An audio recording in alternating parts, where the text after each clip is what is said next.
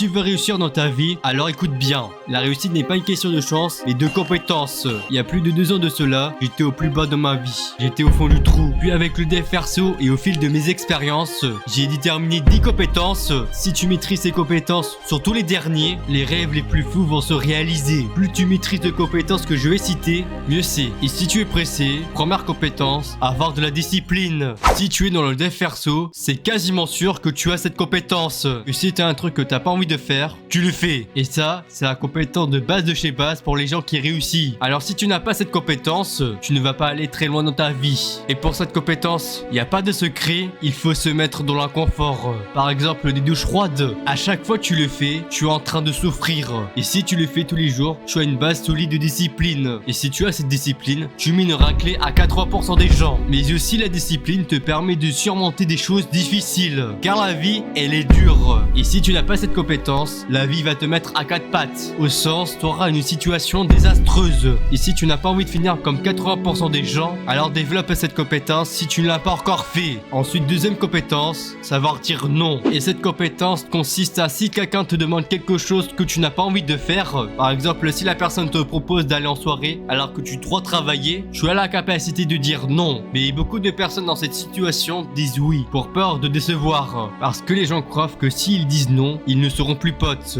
Là je peux comprendre. Mais si tu leur dis non à ces gens, tu les commises beaucoup de temps pour tes objectifs. Le fait de dire non, c'est comme un tri. Si tu fais le tri, tout est bien rangé. Mais par contre, si tu ne tries pas, c'est le bordel. Dans la vraie vie, c'est exactement la même chose. Si tu dis non à des choses que tu n'as pas envie de faire, tu auras une meilleure vie. Mais tandis que si tu dis oui H24 sur des choses que tu n'as pas envie de faire, là ta vie sera bordélique. Et c'est comme ça, il y a des gens qui n'ont rien à voir avec un milieu, qui à force de dire oui à des propositions qu'ils ne veulent pas faire, au final se retrouvent plongés dans ce milieu. Mais des fois, c'est une question qu'on ne veut pas faire, c'est une question de priorité. Moi, il y a 1 an et demi de cela, je faisais de l'athlétisme dans mon collège. Et pendant le premier semestre de ma 3e, je gérais compétition de cross, compétition d'athlé, et le foot dont j'étais surclassé, mais dans un club pas ouf. Et tout ça, ça rentrait dans mon emploi du temps. Mais avant la trêve, j'en avais marre de mon équipe, ça m'a forcé à descendre de catégorie pour jouer avec ceux de mon âge. Mais le problème, c'est que les horaires d'entraînement de ma nouvelle équipe empiétinent sur celle des compétitions d'athlétisme. Et vu que j'avais plus de compétitions de cross, et que le foot était ma grosse priorité, j'ai fait une croix sur l'athlétisme. Et en plus, c'est un sport qui me fait pas tant kiffer que ça. Et les gars, dans la vie, vous avez des priorités. Et si cette chose n'est pas en accord avec vos priorités, tu dis non. Et pour développer cette compétence, c'est aussi simple que ça. Il suffit simplement de dire non à des propositions. Et si tu acquiers cette compétence, ta vie sera meilleure. Puis on enchaîne avec la 3e compétence, la gestion d'émotions. Et les gens qui font du sport collectif en club savent bien c'est quoi. La gestion d'émotions, c'est ta capacité à contrôler tes émotions dans une situation donnée. Par exemple, si on t'insulte d'autiste,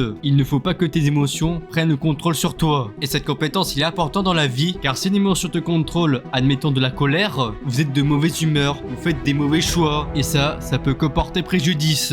Et j'ai remarqué un truc aussi, on parle contrôle, c'est qu'après que l'émotion soit passée, c'est que les gens auront tendance à nous moins respecter. Car si on perd le contrôle, ça veut dire qu'on est faible. Et ça, c'est une loi de la nature que j'ai découverte, notamment dans le foot. Mais je vais pas rentrer dans les détails. Et pour améliorer la gestion d'émotions, il suffit d'être dans des situations où tes émotions peuvent s'emballer. Par exemple, une personne te met la honte devant plusieurs personnes. On est d'accord que c'est énervant, et c'est dans ces moments-là où tu améliores ta gestion d'émotions. Et si tu acquiers cette compétence, cela te permet de te faire bien voir auprès des gens, et cela te crée des opportunités qui peuvent potentiellement changer ta vie dans le bien. Puis on s'attaque à la 4e compétence, apprendre des compétences monétisables. Certes, c'est très contradictoire avec le titre de la vidéo, mais ce que je voulais dire par là, c'est d'apprendre par exemple le montage, media making, la rédaction. Et ça, c'est des compétences utiles à YouTube. Et si tu connais d'autres compétences dans un autre domaine, tu peux totalement le faire. Mais je vais parler essentiellement de YouTube, car c'est le domaine où je m'y connais le mieux. Donc montage, media making, rédaction. Si l'un de ces compétences vous plaît pas, vous l'apprenez pas. C'est comme les gens qui font du dropshipping, parce que Yumin Denzel a dit de faire ça. On est d'accord que c'est complètement débile, car si vous faites un truc que vous aimez pas, vous allez pas cartonner, et donc vous progressez pas dans la vie. Donc apprends des compétences que tu aimes bien, car cela te permet de rester motivé sur le long terme. Et si tu es motivé, tu vas faire mieux les trucs, et donc tu vas progresser énormément dans cette compétence. Et si tu as beaucoup de compétences, les gens vont te payer cher pour tes services. Et pour trouver les compétences qui vous plaisent, il faut tester les compétences. Mais les gars, pour le media making, n'utilisez pas Photopea, l'équivalent de Photoshop, mais en gratuit. Le logiciel est trop complexe pour ceux qui commencent le media making. Même moi qui aime bien faire les miniatures, ça m'a mis un dégoût. Ce que je vous recommande, c'est d'utiliser utiliser Adobe Express. Perso, j'ai commencé à l'utiliser sur ma dernière miniature. Franchement, il y a de quoi faire. Et si tu apprends l'un de ces compétences, tu creuses plus l'écart entre toi et la masse, et ça veut dire que tu es en bonne voie pour réussir. Mais par ailleurs, si tu charbonnes un mois ou deux sur cette compétence, et que tu travailles avec un créateur de contenu, là tu peux espérer à gagner de l'argent. Mais bien sûr, c'est pas énorme. Tu peux espérer toucher 10-20 balles si tu fais des vidéos longues sur YouTube. Si tu es encore à l'école, le fait de gagner de l'argent, ce n'est pas ta priorité. Ta priorité, c'est d'acquérir des compétences. Et ces compétences te serviront plus tard. Par exemple, une chaîne YouTube. Il y a un an de cela, j'étais monteur chez un petit YouTuber, mais qui ne fait plus de vidéos aujourd'hui. Et là-bas, je ne gagnais pas d'argent. Normal. Et les compétences que j'ai acquéries avec ce YouTuber, cela m'a grandement aidé pour cette chaîne YouTube. Mais dans tous les cas, si tu apprends l'une de ces compétences, tu seras toujours gagnant. Ensuite, cinquième compétence, savoir apprendre. Et je vous dis très vite, la majorité des gens ne sait pas apprendre. La majorité d'entre vous, quand ils sont en apprentissage, par exemple, si tu regardes une vidéo d'FRSO comme moi, ou encore tu dois apprendre ton cours d'histoire, dans le cas de la vidéo, les gens regardent toute la vidéo en pensant savoir, mais non. Et dans le cas d'un cours, tu relis ton cours en pensant tout enregistrer, mais tu retiens presque rien. Et si tu t'es reconnu dans cette situation, je vais t'enseigner la meilleure façon d'apprendre.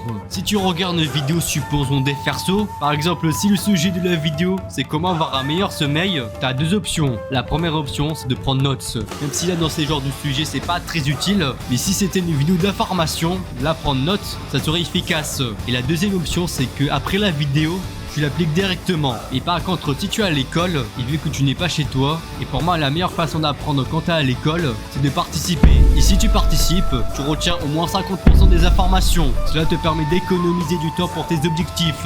Et quand vous apprenez une leçon, tu peux utiliser la méthode que tu veux, mais surtout pas de la relecture. Et si l'école c'est pas votre priorité, comme moi, tu fais le strict minimum. Genre viser 12-13, c'est des notes correctes. Toi qui es en train de regarder cette vidéo, si tu sais bien apprendre, cela te permet d'apprendre plus vite comme vous l'en doutez, ou plus tu as de connaissances, au plus tu seras compétent dans un domaine, à condition de faire de la pratique. Et si tu fais ça, tu vas atteindre plus vite vos objectifs, et en parallèle, votre vie se dirige vers une nouvelle allure, celle du succès. Et si tu veux réussir, savoir apprendre va te grandement aider pour réussir ta vie.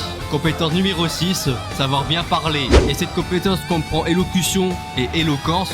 Moi quand j'étais petit, j'avais des problèmes d'élocution. Et ceux qui ne savent pas, l'élocution, c'est ta capacité à bien articuler, bien prononcer et de parler de façon claire et fluide pour être compris. Et mon niveau d'élocution avant, il était catastrophique. À chaque phrase, je bégayais. Mais heureusement, vers la 3e seconde, j'ai commencé à faire un travail d'élocution. Et même à travers cette chaîne YouTube, je travaille mon élocution. Et si tu t'es reconnu ce que je viens de dire, je vais te donner 2 cheat codes que j'ai appliqués pour avoir une bonne élocution. Le premier cheat code, force-toi à parler. Et si t'as une mauvaise élocution, ça veut dire que t'es pas à l'aise socialement. Et donc tu ne parles pas beaucoup. Le fait de te forcer à parler te permet de pratiquer la voix dans un milieu social ou non. Même si tu bégayes H24 au début, si tu continues de faire ça, ton élocution va s'améliorer et donc tu prends plus confiance en ta voix. Et à partir de là, tu rentres dans un cercle vertueux qui t'amène au final à avoir une bonne élocution. Et tu peux grandement améliorer le processus en appliquant le deuxième cheat code, c'est de lire des livres à voix haute. Et si tu fais ça, tu auras très vite une bonne élocution. Et j'ai pas besoin de préciser pourquoi. Ensuite,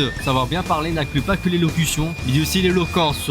L'éloquence, c'est ta capacité à bien t'exprimer à l'oral pour convaincre, influencer ou émouvoir les autres. Et les gars, je vous préviens tout de suite, si à la base tu n'as pas une bonne élocution, alors travailler l'éloquence, ça ne sert à rien pour le moment. Il veut que l'éloquence est un sujet complexe. Écrivez en commentaire si vous voulez une vidéo spécialement sur l'éloquence. Et si tu as une bonne élocution, tu as une bonne base. Et encore mieux si tu as une bonne éloquence. Et si tu acquiers ces compétences, ça va rendre les interactions humaines plus faciles, car vu que tu as confiance en ta voix, et aussi cela te permet de mieux exprimer tes idées. Et donc il fait en sorte qu'il y a plus de gens qui appliquent vos idées. 7e compétence, être un bon marketeur. Cette compétence va te beaucoup servir dans la vie. Avant, c'est quoi le marketing? Le marketing, c'est ta capacité à vendre quelque chose. Par exemple, toi tu vends un programme qui te permet de prendre du muscle. Et que tu dois faire une présentation de ce programme. Un mauvais marketeur va présenter de ce genre-là. Bonjour, je m'appelle Théodore et je fais un programme qui vous permet de prendre du muscle. Et si vous voulez commencer la muscu, ce programme est fait pour vous. Est-ce que tu es d'accord que si quelqu'un dit ça, tu ne vas pas acheter ce programme? Alors qu'un bon marketeur présente dans ce genre-là. Si tu te sens faible dans ton corps et que cet été t'as voulu avoir des beaux muscles pour pêcher de la gazelle, ce programme est parfait pour vous. Dedans, vous avez tous les exercices dont vous avez besoin et même tu peux créer ton propre programme grâce à l'IA. Et dans ce programme, inclut aussi la partie nutrition. Et aussi grâce à l'IA, vous pouvez créer votre propre diète pour que cet été, vous puissiez pêcher de la gazelle. Si vous voulez acheter mon programme, le lien est en description. Là tout d'un coup, si quelqu'un dit ça, vous serez sûrement intéressé par le produit. Et ce que je viens d'utiliser, c'est la version marketing. Pour devenir bon marketing, mon meilleur conseil que je puisse vous donner, c'est de déterminer ton client type. Si on prend l'exemple de la muscu, notre client type c'est un homme qui est âgé environ la vingtaine. Et vu que notre programme se concentre sur une prise de masse, donc notre client est forcément skinny. Puis le but de notre client c'est qu'il veut devenir musclé. Parce que si l'objectif n'est pas ça, le client n'aura pas d'intérêt à acheter le produit. Et pour finir, dans chaque but, il y a un but profond. Et si on prend le cas de notre client, il veut devenir musclé, pourquoi? Parce qu'il veut plaire aux meufs. Et donc le but profond de ce client type, c'est l'affection. Et si vous appliquez ça, vous vendez plus facilement des choses.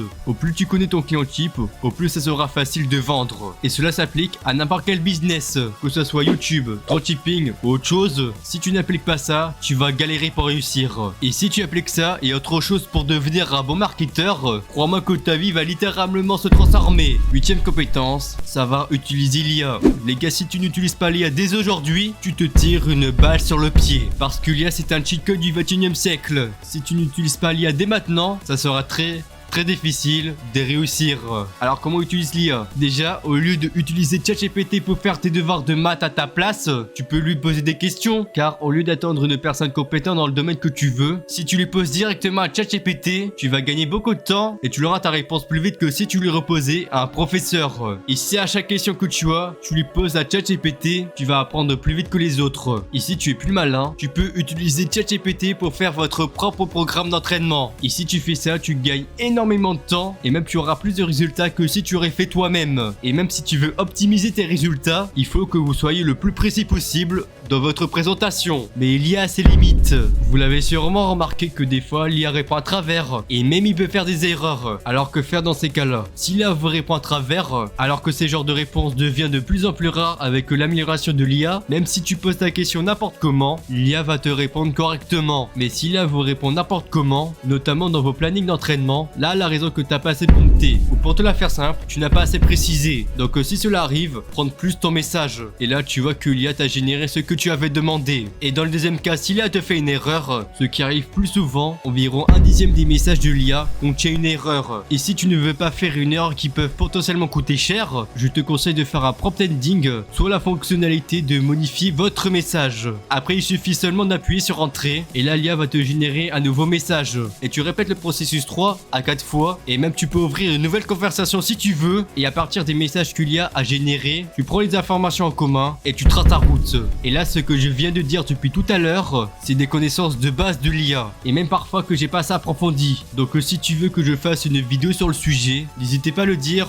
en commentaire. Et si tu sais bien maîtriser l'IA, tu vas devenir une énorme aide de productivité et en même temps tu vas foutre une raclée à 95% des gens. Mais il y a de compétences encore plus cheatées que ça. Et avant ça, si cette vidéo vous a été très utile, tu peux liker la vidéo et à partager à ceux qui en ont besoin. Mais le plus important c'est de cliquer sur le bouton abonner et d'activer la cloche de notification. Comme ça vous ne ratez pas les nouvelles vidéos qui vont arriver. Et maintenant la 9ème compétence, les relations humaines. Cette compétence elle est trop sous-cotée, mais alors que si tu la maîtrises parfaitement, ça va te rendre la vie 10 fois plus facile. Mais en même temps de te rendre la vie plus facile, tu vas créer de belles relations qui peuvent t'aider dans tous les domaines de la vie, que ce soit amoureux, amical ou professionnel.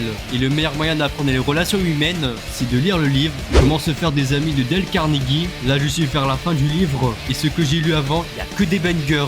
Donc si tu veux te faire des amis comme indiqué dans le titre, ou encore tu veux améliorer les relations avec les autres, lire ce livre sera le meilleur investissement de ta vie.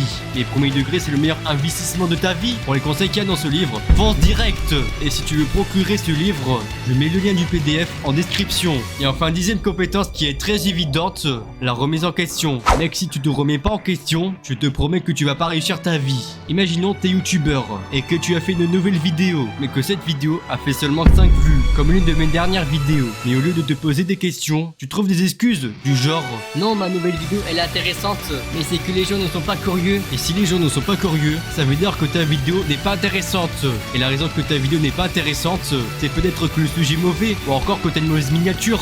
Les gars, si vous gagnez ou vous perdez, remettez-vous toujours en question, car nous sommes pas parfaits. Vous, moi et les meilleurs humains de ce monde ne sont pas parfaits. C'est la triste réalité.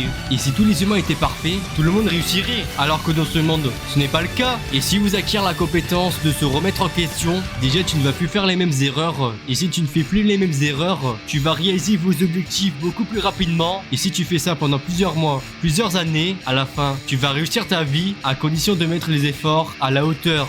Et là, vous avez les 10 compétences à acquérir qui va vous permettre que ta vie de tes rêves soit une réalité. Et moi, je crois que si tu appliques ça, tu vas réussir ta vie. Pour moi, je n'ai plus rien à dire.